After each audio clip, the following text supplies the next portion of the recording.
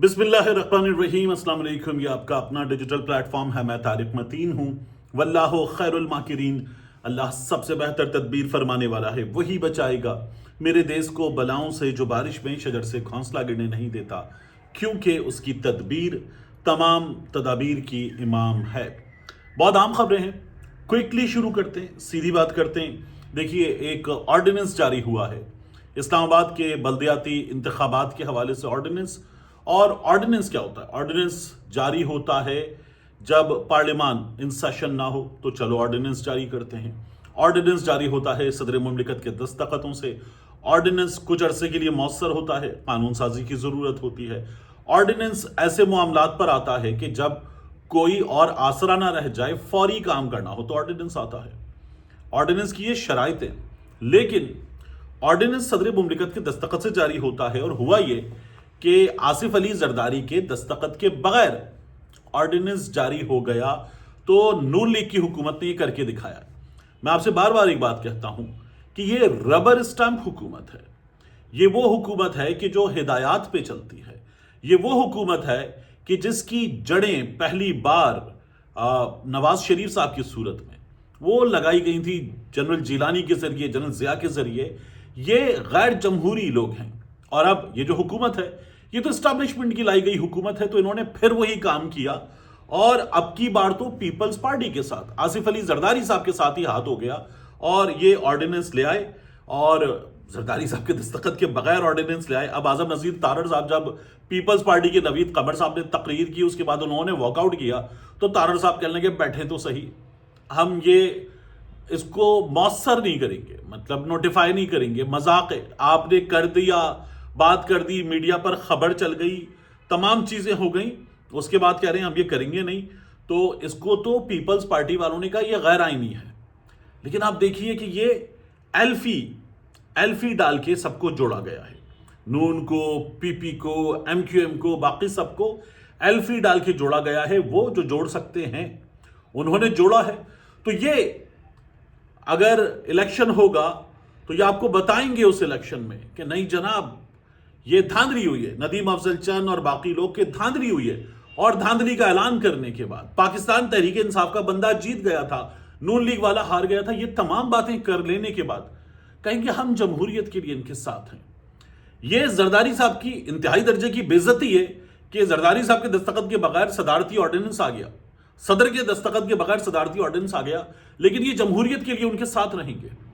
یہ اس قدر بڑا مذاق ہے جو ان کی جانب سے جاری ہے، اور پیپلز پارٹی والے اس مذاق میں حصے دار بنا دیے گئے ہیں، اس جرم میں شریک جرم بنا دیے گئے، تو وہ کہیں گے ٹھیک ہے، لگی رکھ، دبی رکھ، اور وہ چلتا رہے گا۔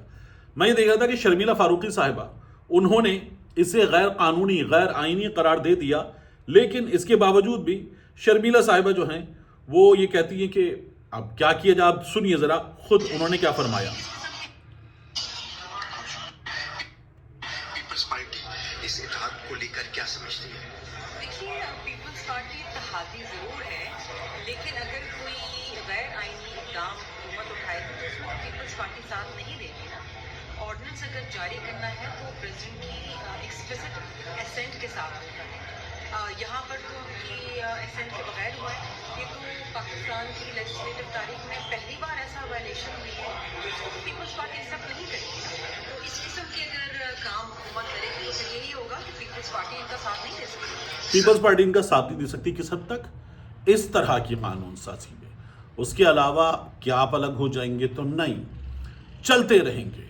یہ جو ان کو جوڑا گیا ہے، یہ جڑے نہیں ہیں، ان کو جوڑا گیا ہے، تو یہ پھر ساتھ لگے رہیں گے کہ کیا کریں۔ میں آپ کو ایک بڑی دلچسپ چیز بتاتا ہوں۔ ہم سب کے گھروں میں، ہم میں سے اکثریت کے گھروں میں کام کرنے والیاں آتی ہیں۔ ہم چھوٹے چھوٹے تھے، ہمارے گھر میں کام کرنے والی خاتون آتی تھی، تو وہ میری والدہ کو، ہم بہت چھوٹے سے بچے تھے، وہ بتاتی تھی کہ کبھی یہاں نشان پڑا ہوا، کبھی یہاں نشان پڑا ہوا ہے، شوہر نے مارا ہے، نشہ کرتا ہے، پیسے چھین لیتا ہے، گالم گلوچ کرتا ہے، مارتا ہے، شوہر نے مارا ہے، نشان پڑے ہوئے ہیں۔ بار بار یہ ہوتا تھا۔ ایک دن میری والدہ نے اس سے کہا کہ تم اس کو چھوڑ کیوں نہیں دیتی؟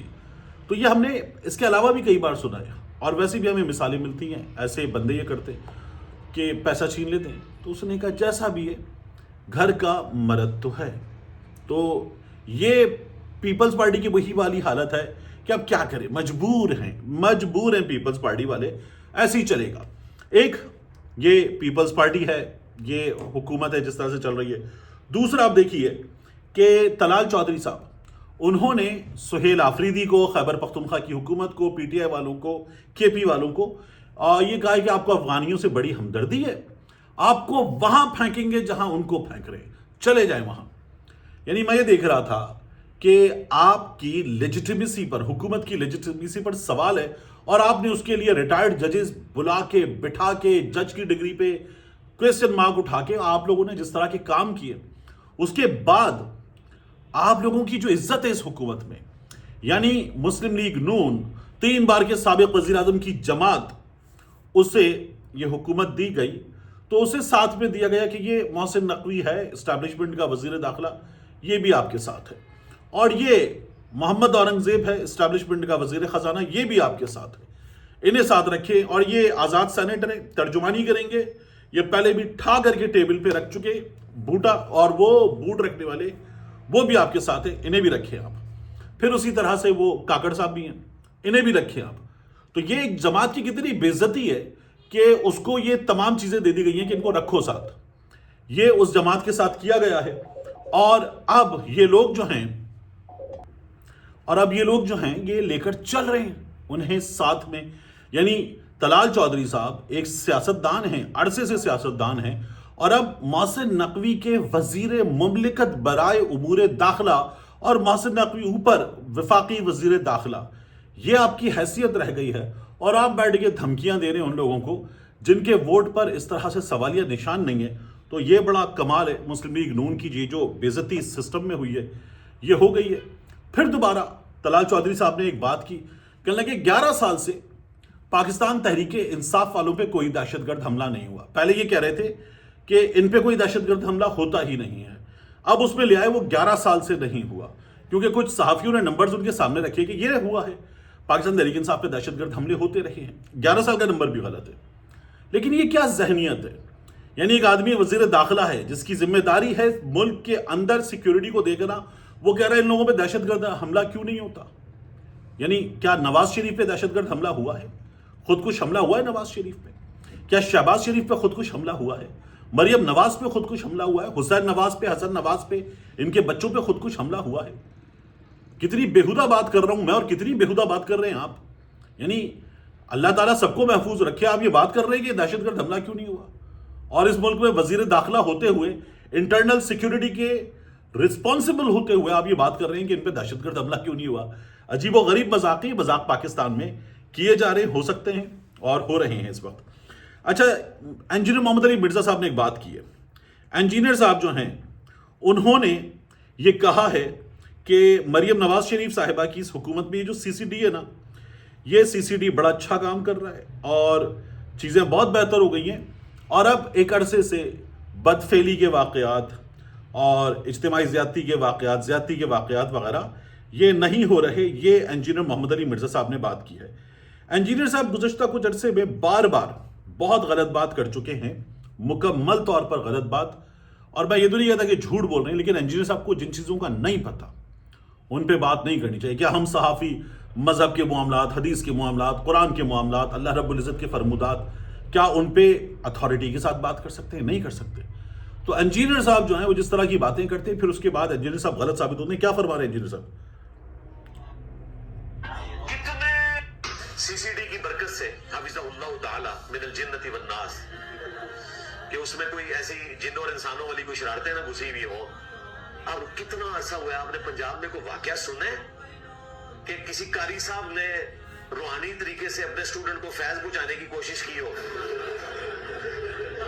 میت کی چارپائی پہ؟ واقعہ سنا ہے؟ کتنے مہینے گزر گئے۔ تو انجینئر محمد علی مرزا صاحب یہ بات کر رہے تھے، اور ایک تو سی سی ڈی کو آپ اس طرح سے مذاق اڑا رہے ہیں، باقاعدہ اصطلاح کا حافظ اللہ تعالی سی سی ڈی۔